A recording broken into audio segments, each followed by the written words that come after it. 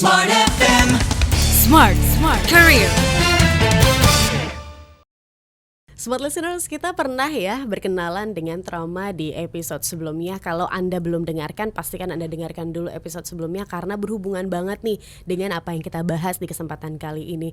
Dimana mungkin dari Anda ada yang merasakan trauma tertentu atau ketika udah sampai di fase tertentu nih gak bisa untuk leveling up lagi. Apa sih masalahnya? Kenapa ya patternnya seperti ini? Bisa jadi mungkin trauma adalah salah satu penyebabnya. Tasya Rustama akan temani Anda di episode Smart Career di kesempatan kali ini, dan kita akan berbincang bersama dengan seorang psikolog dan juga Certified Brain Spotting Trainer and Consultant, Mbak Ine Indriani. Hai Mbak Ine. Halo Mbak Tasya. Yes, kita ketemu lagi ngomongin trauma lagi nih. Siap. Tapi di sini ada buku yang berjudul Trauma and Attunement: Perjalanan Menuju Pemulihan. Yes. Sedikit boleh dibahas, ini buku apa Mbak Ine? Iya, ini kalau kata penerbitnya gitu ya, ini jenisnya adalah populer ilmiah. Jadi maksudnya saya membahas tentang trauma dengan bahasa yang bisa dipahami tetapi tetap ada ilmiahnya gitu. Jadi ini tentang penjelasan tentang trauma, tentang dari kontroversi definisi trauma itu sendiri, lalu ada diagnosisnya, lalu kemudian mengenal untuk gejala-gejala trauma, lalu kemudian apa yang terjadi di dalam otak dan tubuh kita tentang trauma, dan kemudian juga beberapa teknik yang bisa kita gunakan untuk diri sendiri maupun bisa digunakan kalau misalnya mencari referensi terapi apa sih yang bisa kita gunakan untuk menangani trauma, salah satunya brain spotting terapi. Lalu kemudian ada attunement. Attunement itu adalah bagaimana kita membantu orang lain yang mengalami trauma gitu. Misalnya kita punya pasangan yang mengalami trauma, teman kita yang mengalami trauma, itu bagaimana sih cara menanganinya. Dan ini juga sebenarnya ditujukan buku ini untuk masyarakat dan juga untuk praktisi kesehatan mental. Jadi biar dia paham tentang diri mereka, dan di sini tuh setiap babnya, setelah di belakangnya itu sering ada kuesioner. Jadi untuk misalnya kita tahu gejala kita seperti apa, lalu waktu kecil kita punya pengalaman yang beresiko traumanya apa aja, lalu kemudian apakah terkait dengan relasi itu kita di masa dewasa nih Mbak, ternyata sangat dipengaruhi oleh bagaimana pengalaman kita di masa kecil dengan orang tua kita gitu. Dengan orang tua justru ya? Betul. Oke, baik. Berarti ini untuk perkenalan awal. Betul. Sebenarnya kita mengalami itu atau enggak sih? Atau mau tahu ini tuh terjadi nggak sih di hidup kita, sebenarnya bisa ya, sebelum mungkin melangkah lebih jauh kepada mencari pertolongan profesional. Baik, ada salah satunya teknik brain spotting. Nah, kita mau kenalan nih, brain spotting teknik itu seperti apa sih? Oke, baik Mbak Tasya. Jadi brain spotting terapi itu adalah terapi yang sifatnya brain body base. Kenapa demikian? Kita bicara brain spotting, bicara tentang trauma dulu. Terkait dengan trauma atau masalah emosi, itu semua ada di bawah sadar. Nah, di bawah sadar itu ada bagian limbik, area emosi, dan batang otak yang terkait dengan refleks tubuh. Jadi misalnya nih, kalau kita sedih, kita kayaknya ke-trigger, itu kemudian kan kita bisa merasakan ada body sensation. Artinya mind and body integrated, dan yang menghubungkan itu adalah sebenarnya di bagian bawah sadar. Nah, si bawah sadar ini sifatnya tuh kerjanya tuh cepet banget. Kadang kan kita tiba-tiba pengen nangis aja gitu, pengen marah aja gitu tuh. Kenapa sih begitu? Terus happy aja. Artinya dia tuh otak bawah sadar ini bekerjanya cepat banget ketimbang otak kesadaran. Nah, artinya juga kadang kenapa demikian? Karena otak si kesadaran yang namanya neokorteks itu salurannya lebih sedikit dan lebih lamban untuk ke area bawah sadar. Karena si bawah sadar ini justru lebih cepat di dalamnya gitu, dan kemudian si trauma ini tersimpan di sini, di bawah sadar tersebut. Nah, kalau misalnya kita menggunakan nasihat, misalnya nih mungkin Mbak Tasya pernah nggak ngalamin yang ada sedih-sedih, periode sedih gitu ya, misalnya ketika ada ujian waktu dulu gitu atau apa gitu, terus ada yang nasehatin jangan sedih, jangan ini, udahlah pikirin mestinya begini begitu, tapi itu tidak mudah untuk membantu mengatasi emosi kita, karena tadi neokorteks itu kan logika ya, yang dibilang kata-kata itu salurannya lebih sedikit dan lebih lamban, dan ketika orang yang sangat punya masalah psikologis yang cukup berat, entah itu depresi, PTSD, post traumatic stress disorder, itu tuh otak neokorteksnya tuh error karena otak di sini yang si bawah sadar ini lagi bekerjanya lebih banyak, lebih besar, dan akhirnya tidak mudah hanya dengan kata-kata. Nah, kita tahu bahwa sekarang yang kita tahu adalah ternyata trauma itu tersimpan di bawah sadar dan tidak mudah diakses dengan menggunakan kesadaran atau neokorteks. Artinya untuk membantu mengatasi trauma, kita perlu masuk mengakses ke bawah sadar sini gitu. Dan bawah sadar itu manifestasinya salah satunya adalah badan. Contohnya gini, kita sedih kan rasanya kayak pengen nangis, terus badannya nggak enak, itu kan berarti trauma tersimpan di bawah sadar dan juga tubuh. Oleh karena itu yang perlu kita proses ketika kita mengalami isu emosional yang berat itu adalah bawah sadar dan badinya. Nah, dari situlah brain spotting tercipta juga dengan adanya bahwa trauma itu tersimpan di bawah sadar. Nah, bagaimana sekarang mengaksesnya? Iya, kan di belakang kan soalnya di sini ya gitu, terus di badan. Nah, salah satunya adalah dengan menggunakan mata. Eye position. Jadi mata itu adalah bagian otak yang keluar. Mata itu adalah jendela jiwa. Atau pernah dengar lagu jazz yang bilang dari mata turun ke hati. Padahal sebenarnya kalau secara neurologis dari mata itu turun ke subcortical ke bawah sadar sebenarnya. Coba liriknya susah ya.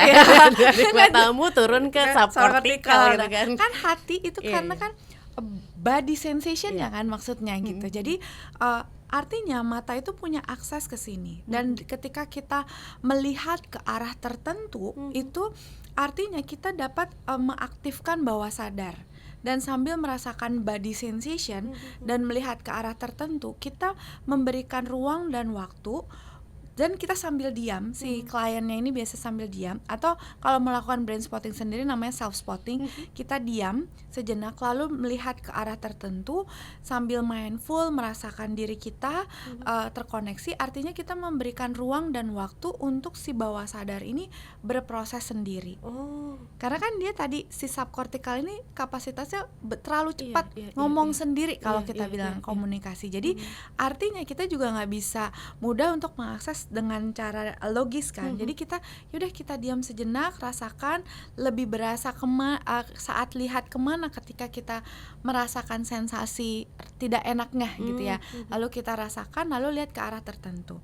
Lalu dalam brain spotting kita juga menggunakan namanya dual attunement frame. Ini ada attunement, ini sebenarnya dari konsep brain spotting saya ininya. Dual attunement frame artinya ada dual, berarti ada dua. Relational attunement dan neurobiological attunement. Neurobiological attunement artinya yang tadi kita memanfaatkan manusia itu kalau masalah itu emosi tersimpan di bawah sadar dan di badan. Artinya kita memanfaatkan itu, melihat ke arah tertentu lalu rasakan sensasi badan. Lalu relational artinya manusia itu butuh banget yang namanya attach dengan orang lain. Artinya kebutuhan terapis untuk menemani dan membuat rasa nyaman. Dan disitulah proses brain spotting itu menggunakan dual attunement frame sehingga merasa nyaman dan melihat ke arah tertentu sambil connect ke body sensation-nya. Gitu. That's why ada alasannya begitu ya, ketika kita mungkin melihat atau mencium gelagat kebohongan begitu kan ya, tanpa sadar megang hidung begitu kan ya, kemudian menutup mulut tanpa sadar, hidungnya gatal aja gitu kan, berarti ini ada hubungannya dengan konektivitas itu semua ya Mbak Ine ya. Ada. Oke, dengan brain spotting ini apakah pada akhirnya bisa dihilangkan atau cuma sebenarnya dikendalikan? Oke, balik lagi tergantung traumanya trauma apa dulu gitu. Karena ketika semakin kronis suatu trauma, artinya layernya banyak. Atau misalnya gini, layernya udah banyak, terus usia dia udah 40 ke atas. Artinya udah tebel banget gitu, kronis banget pengalaman hidupnya. Udah ada trauma, terus udah tambah layer tambahan trauma lainnya gitu. Jadi yang apakah bisa dihilangkan atau kita tadi let go? Sebenarnya bisa aja, tapi prosesnya butuh sangat panjang. Pertanyaan yang sering banget ditanya adalah berapa jumlah sesi yang dibutuhkan untuk menghilangkan trauma gitu kan. Kalau traumanya itu sederhana, apalagi nggak ada layernya, contoh ada orang trauma karena ketabrak kan cuman sekali doang gitu ya, terus jadi takut nih saya naik motor, takut lagi naik mobil gitu. Tapi karena nggak ada layernya, kadang sekali 2 kali sesi udah selesai. Takut nih sama kucing karena kemarin habis digigit gitu ya, udah gampang gitu. Tetapi kalau misalnya ada layernya, dimarahin bos, dimarahin dosen, dimarahin guru, ibu bapak bertengkar bla bla bla, generasional ya, itu kan butuh waktu. Dan kalau dalam teorinya terapi apapun biasanya untuk meminimalisir gejala itu butuh beberapa belas sesi minimal untuk meminimalisir gejala gitu. Jadi memang butuh proses. Tapi apakah bisa hilang? Bisa. Cuman tidak bisa hanya sekedar jawabannya bisa. Harus ada, kita lihat dulu kondisinya gitu. Term and condition ya. Term and condition. Betul. Betul. Syarat dan ketentuan berlaku. Betul, begitu ya. Oke. Contoh dari brain spotting yang mungkin kita tahu bahwa Mbak Ina nggak bisa memaparkan kasus dari klien gitu kan, tapi ada nggak secara general yang bisa Mbak Ina ceritakan, apalagi terkait dengan karir?